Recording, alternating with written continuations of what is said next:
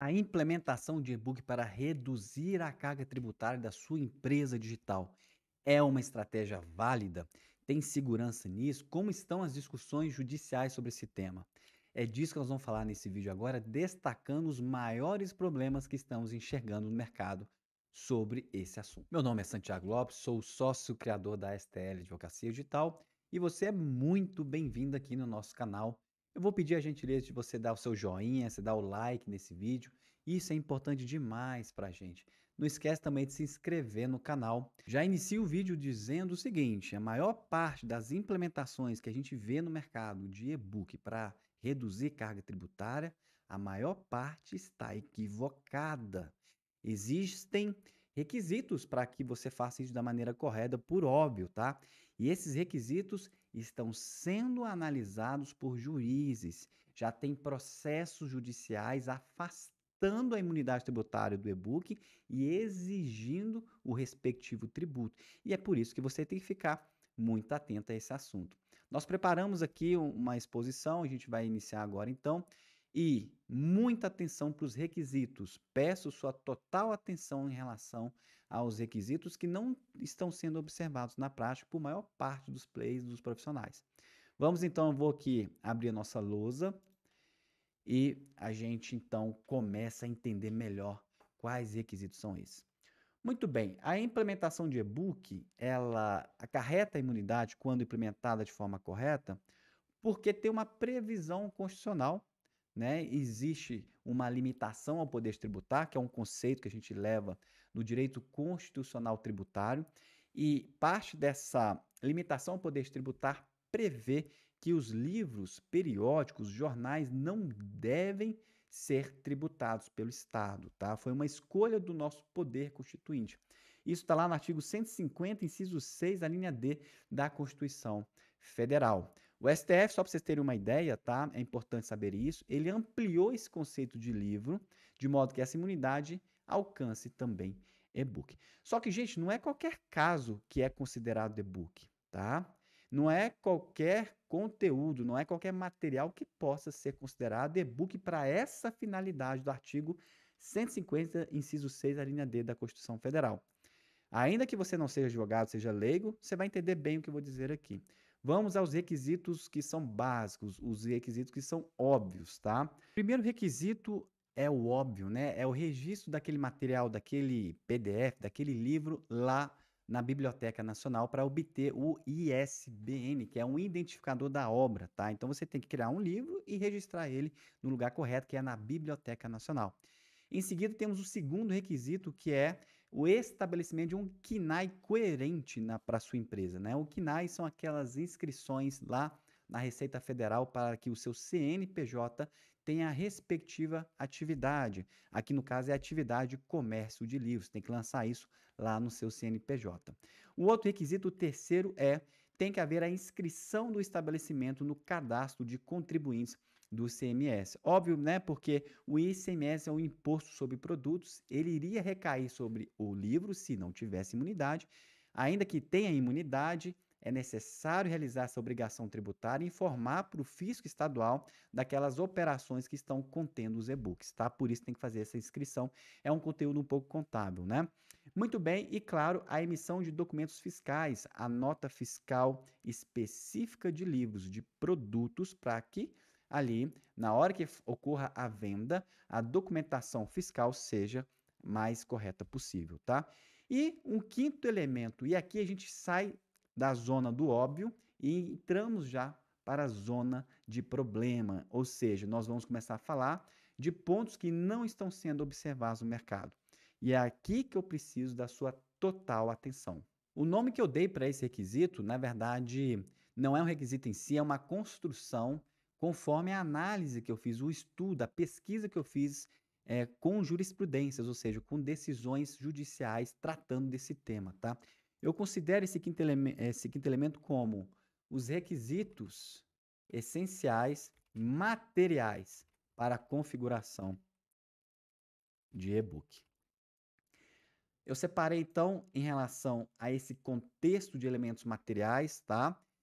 3 pontos importantes observados por juízes, tá? Vou abrir aqui o primeiro deles, que é referente à dissociabilidade do e-book aos videoaulas. É um nomezinho meio chato, né? O que eu quero dizer nesse aspecto aqui de dissociabilidade do e-book? As decisões estão analisando se aquele material, aquele PDF, aquele e-book é de fato autônomo, ele é individual por si, ele é comercializado de forma individualizada. Se existe o livro mesmo em prateleiras, por exemplo, né, nas prateleiras digitais, se esse livro ele é comercializado em outras instâncias diferentes do próprio vídeo de infoproduto, por exemplo, tá? Então, aqui nesse aspecto, o que a gente pode destacar no ponto 1? Os juízes gostam de ver a disponibilização individualizada do produto. Além disso, se existe a possibilidade de download, sessão definitiva do livro, tá? Essa questão da existência do elemento de sessão definitiva está nos pareceres da Receita Federal acerca do tema. Lembrando que a Receita Federal tem sim pareceres sobre esse tema, sobre imunidade em relação à venda de e-books, porque quando se está no Super Simples, quem administra o recolhimento da tributação, ainda que o tributo respectivo seja estadual, é a própria Receita Federal lá no Super Simples, tá? Por isso que ela tem pareceres, por isso que a Procuradoria da Fazenda Nacional, que é o órgão jurídico que representa, né, a Fazenda Nacional, ou seja, a Receita Federal, é quem emite aí os pareceres na instância federal, beleza? Então, o item 1 é dissociabilidade. Eu pergunto para você, eu faço essa pergunta para todo cliente aqui do escritório. Você, produtor, quando vende e-books, você vende o e-book de forma autônoma, individual, ou ele é só um acessório, um complemento, ele é um elemento anexo ao vídeo? E aí, portanto, você está vendendo ele só para reduzir o seu tributo. Se for isso, se a resposta for esse e-book ele é apenas um acessório, um complementar à questão do vídeo, você está implementando de maneira equivocada. Ele não vai ser considerado um livro pelos juízes por conta desse elemento aqui. Voltando aqui então, pessoal, para a nossa exposição, o segundo elemento que eu considero elemento material, que é crítico, que maior parte das vezes não é observado pelos players, é a questão da congruência de valores. O que é isso, Santiago? Congruência de valores. Explico. Quando o player ele vende e-books, né? Ele faz de uma forma, ele deveria fazer de uma forma que seja coerente com o valor de mercado. O livro tem que obedecer a uma ótica de mercado, um preço médio de mercado. Mas isso na prática não é observado. Como que é na prática? Vou dar um exemplo. Existem os infoprodutores, por exemplo, existem as pessoas que vendem mentorias, por exemplo, tá? Treinamentos no formato de mentoria e colocam um valor alto para esse treinamento. Vamos supor de 50 mil reais. Tem demais isso no mercado, né? Vai ensinar, por exemplo, a como fazer petições judiciais no mercado digital. Esse advogado, em vez de fazer um curso, ele vai fazer uma mentoria, vai ensinar outros advogados por meio desse formato de mentoria. Tudo bem. Só que quando ele vende esse curso 50 mil reais, ele declara um percentual, não sei com base em quê. Ele declara que parte desse faturamento de 50 mil reais é de e-book. Então, ele inverte a ordem, ele não coloca um valor de e-book e vende junto com o curso, que seria inclusive uma venda casada, né? Mas ele faz a venda do curso e coloca um determinado valor, um percentual maluco em cima desse valor total, como se fosse o valor do e-book, tá?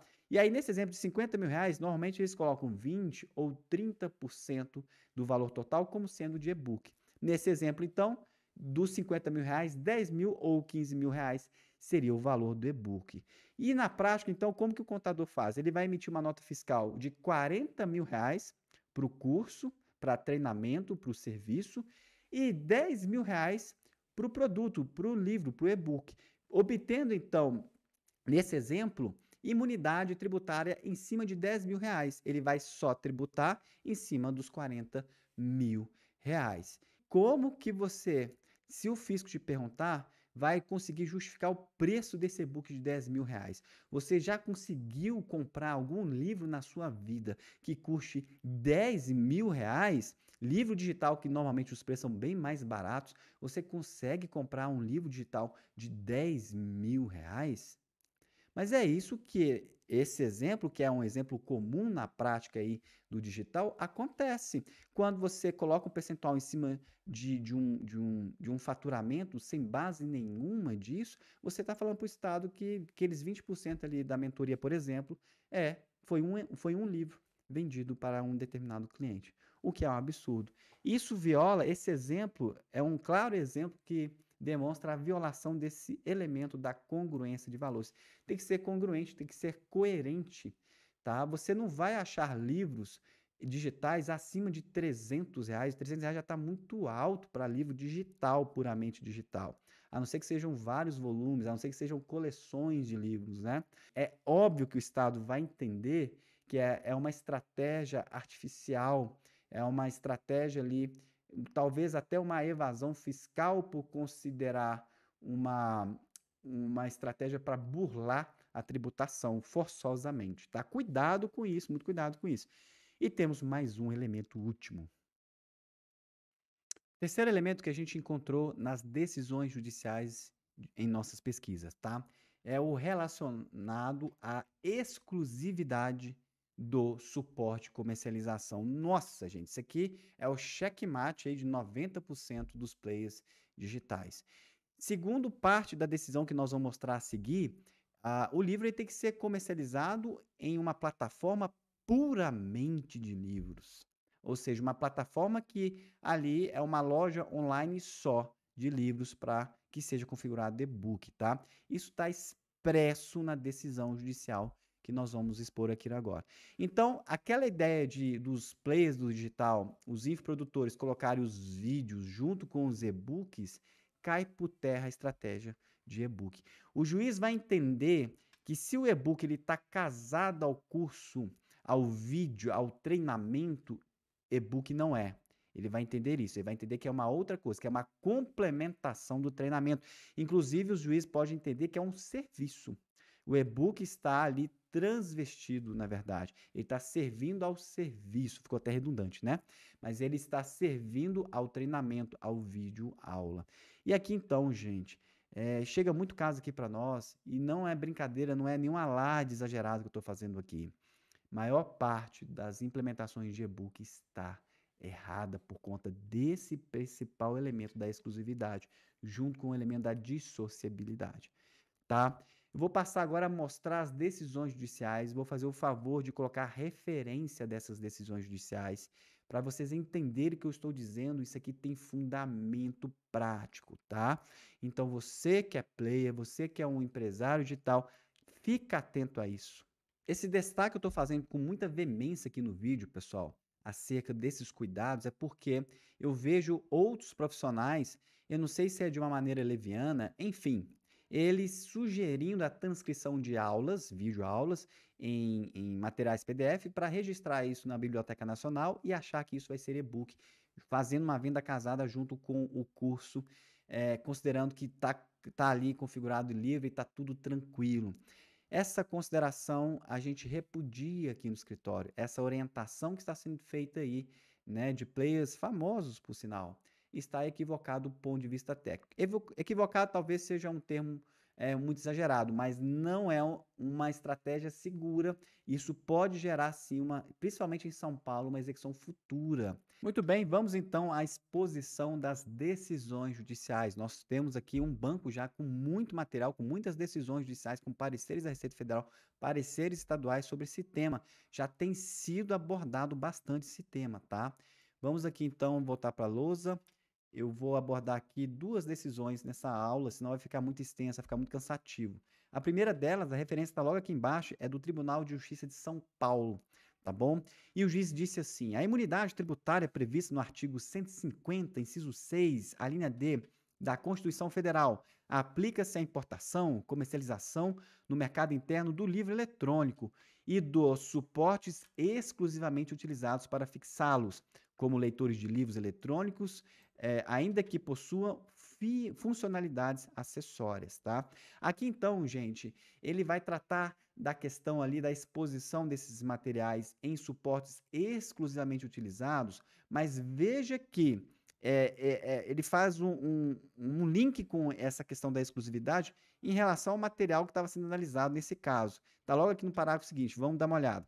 Contudo, o apelante não se enquadra na alegada imunidade, uma vez que a plataforma digital desenvolvida não se presta exclusivamente a fixar livros eletrônicos, mas é usada como meio para prestar serviço de educação no idioma inglês.